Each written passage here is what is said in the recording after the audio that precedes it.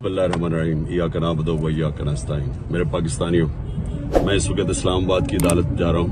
बदकिस्मती से एक्सीडेंट हुआ, मैं थोड़ा लेट हो गया हूँ। मैं आप सबको बताना चाहता हूँ कि इन्होंने पूरा प्लान बनाया हुआ है मुझे अरेस्ट करने का, और इससे साबित हो जाती है इनकी बदनीयती।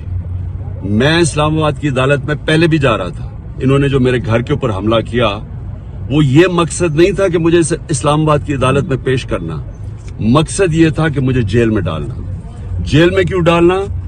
क्योंकि लंदन प्लान का हिस्सा है कि मुझे जेल में डालो।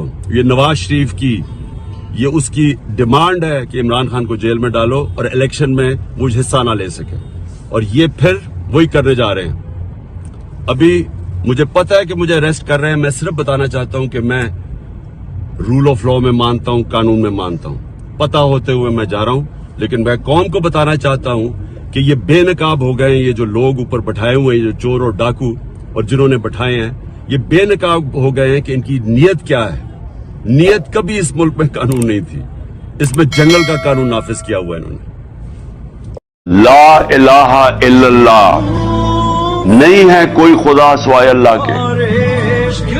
ये बहुत बड़ा दावा आजादी का है, इसके अंदर पूरा एक फलसफा है। याद रखें, ये आप अल्लाह के सामने दावा करते हैं कि कोई नहीं है खुदा अल्लाह तेरे, बल्कि आप सारे बुत तोड़ देते हैं जो आपके अंदर रुकावट बने होते हैं ऊपर जाने में। सबसे बड़ा बुत तो जी खौफ का बुत है।